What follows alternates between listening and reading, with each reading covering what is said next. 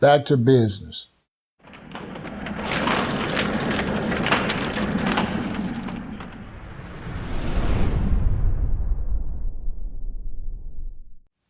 If you're planning to start a business, you have to be the sharp point. Let's talk about it.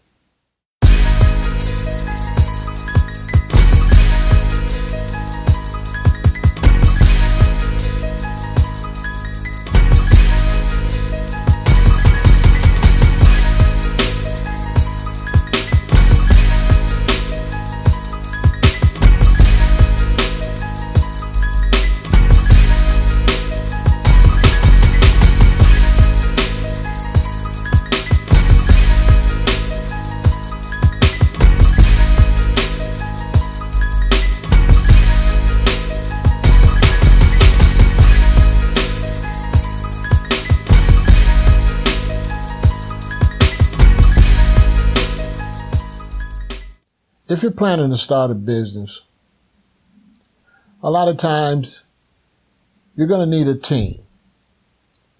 You're going to need people behind you or people to work with you to help to get the business off the ground. But if it's your idea, you have to take the initiative to go it alone at the beginning stages. You have to be the sharp point. Now, let me explain what I mean by being the sharp point. A lot of times for your business to get off the ground,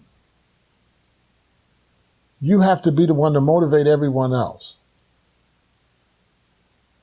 If it's your dream, then you got to put everything on your back and you got to haul your dream and your vision to the goal line.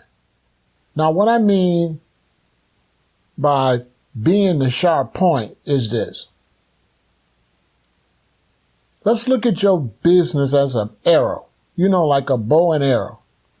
You see how long an arrow is?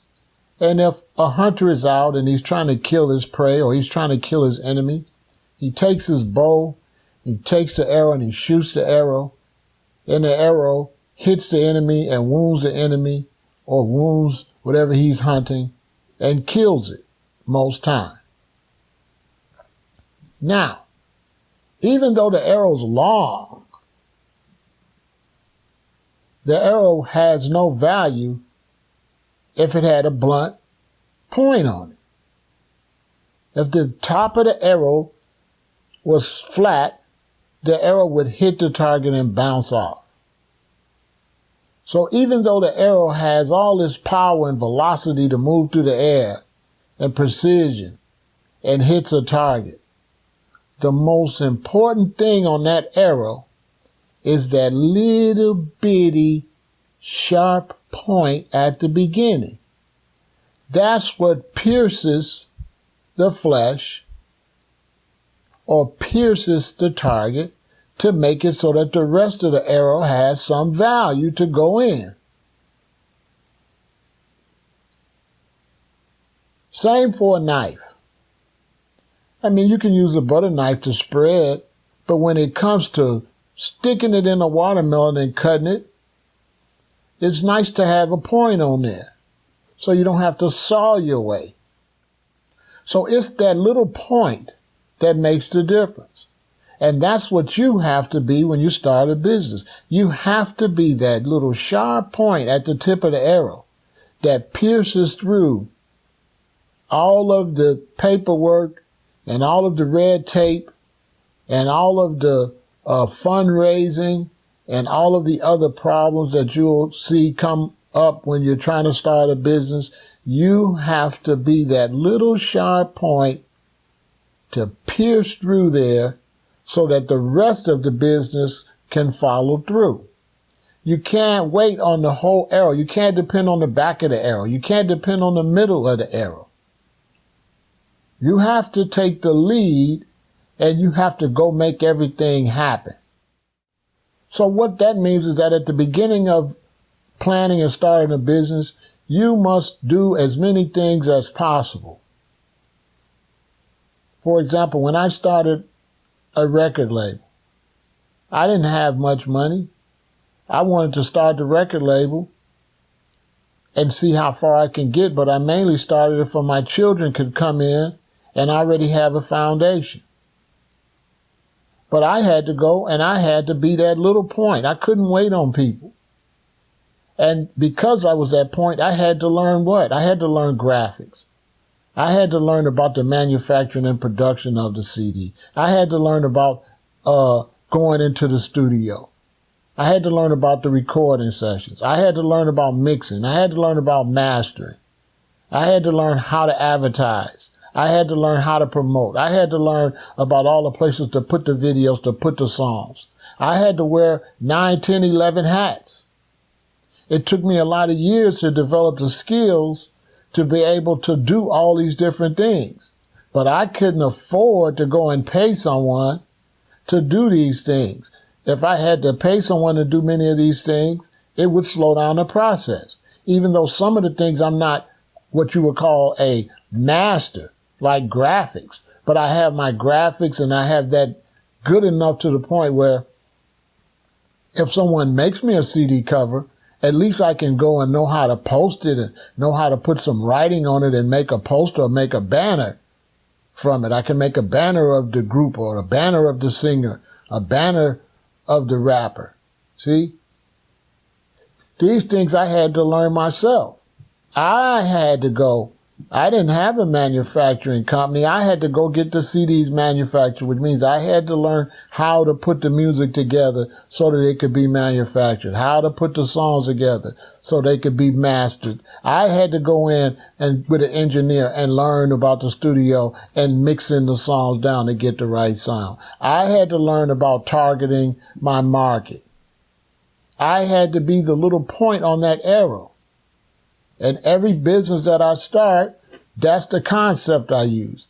I just go in, and then those that want to come later. But I cannot sit around waiting to build a team, because the team is only going to be built around the quarterback,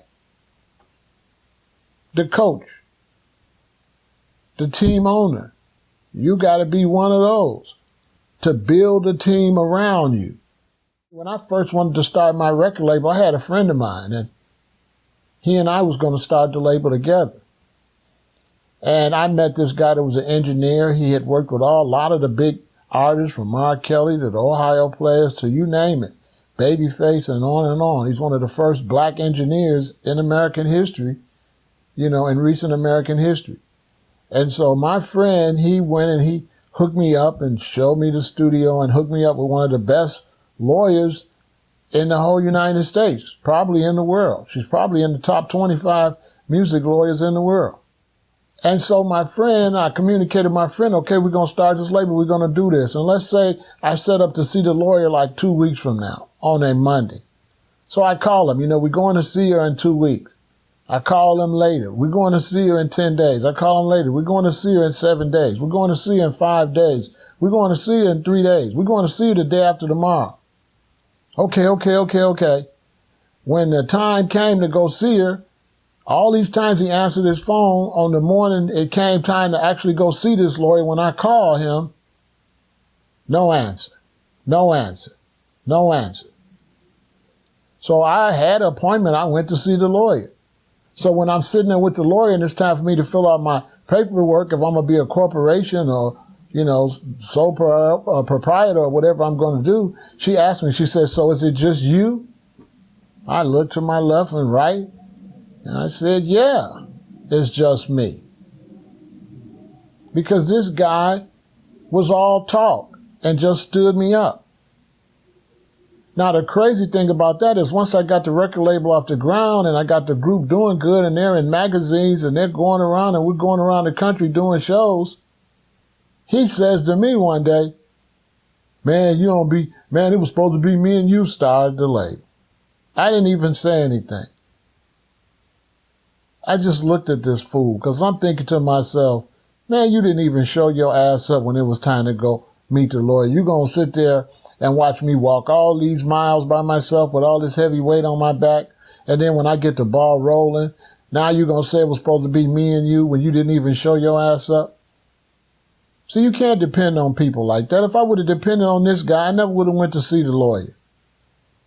This guy is a person that be phony kicking it, fake kicking it, and lying and just talking. It ain't really about nothing. And a person like that will waste your time. So you don't have time to be phony kicking it and fake kicking it with nobody. With no person that's doing all this but ain't going to really go when it's time to, hey man, let's do A, B, C, D. You know, you tell them, okay, I want to get the clothes together. We're going to have the clothes for the artists together on Friday. And then you call them Thursday night, Friday morning, you can't find them. You can't deal with a person like that. You do better to just do it yourself. So that's another hat I had to wear. I had to be wardrobe because I couldn't deal or waste time dealing with somebody to be a person to help me dress the artist. You know, I couldn't deal with that. You know, I asked people, I said, man, you know, you want to be this artist stylist? And people will just talk, but when it's time for you to really go do what you got to do, they're not going to show up. So you got to be the point, and you got to go do it. And you can't be dependent on other people. And then when you find somebody that's really going to get in there that's going to work just as hard as you, then you add them to the mix. Until then, you do it by yourself. And, you know, don't be afraid. Start a business. And think on the long term. Don't think on the short term. Don't think 5, 10, 15, 25 years. Think 100 years, 200 years. You know, like I started my record label, but I think about Universal Records and RCA Records. These labels were started years and years and years ago. So you can start something and it could be a foundation for your children. If you're trying to make it up to 100%, maybe you'll get whatever business you start and maybe you'll only get it up to 40%. But at least your children inherit that 40% so they can start from 40 to take it to 100. They don't have to start from scratch like you did. They can have a foundation. But unless you that sharp point to go out there and do it yourself, a lot of times it'll never get done. Because people you think are friends are really frenemies. You know, you take the R out of friends and you get fiends. So you can't depend on friends when it comes to business. You got to go take care of your business. You got to handle your business. You got to mind your business.